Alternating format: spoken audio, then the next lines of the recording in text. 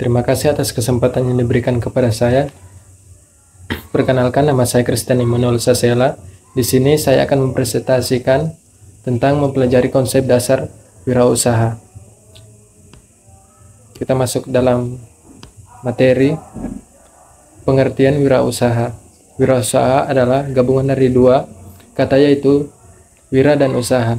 Wira berarti prajurit, pahlawan, moral, orang yang mulia, akhlak mulia, dan keberanian.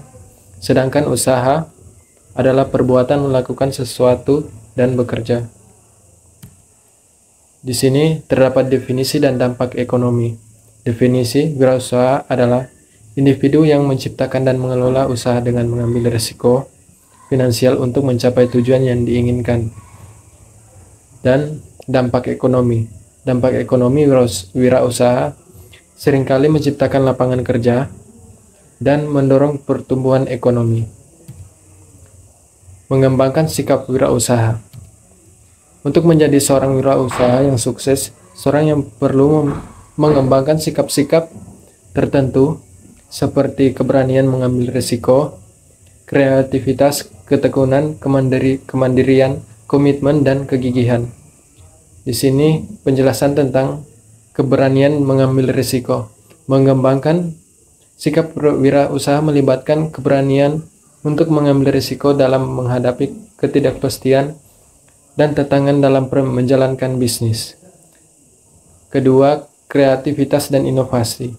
Seorang wirausaha perlu memiliki kemampuan untuk berpikir kreatif dan menciptakan solusi baru untuk masalah yang dihadapi. 3. Ketekunan dan ketekunan. Mengembangkan sikap wirausaha juga membutuhkan ketekunan dan ketekunan dalam menghadapi tantangan dan rintangan yang mungkin muncul dalam menjalankan bisnis. 4. Kemandirian. Wirausaha harus mampu bekerja mandiri dan mengambil inisiatif tanpa harus bergantung pada orang lain. Kelima, komitmen dan kegigihan. Seorang wirausaha perlu memiliki komitmen yang tinggi terhadap visi dan misi bisnisnya, serta gigih dalam mencapai tujuan tersebut. Bentuk-bentuk wirausaha. Di sini terdapat beberapa bentuk-bentuk wirausaha. Yang pertama, wirausaha sosial. Kedua, wirausaha korporat. Ketiga, wirausaha teknologi. Keempat, wirausaha individu. Wirausaha individu adalah individu yang memulai dan menjalankan bisnis secara mandiri tanpa adanya mitra atau karyawan. Kedua, wirausaha sosial.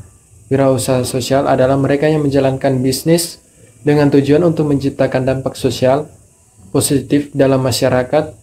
Mereka tidak pernah fokus pada keuntungan finansial, tetapi juga memperhatikan isu-isu sosial, lingkungan, atau kemanusiaan.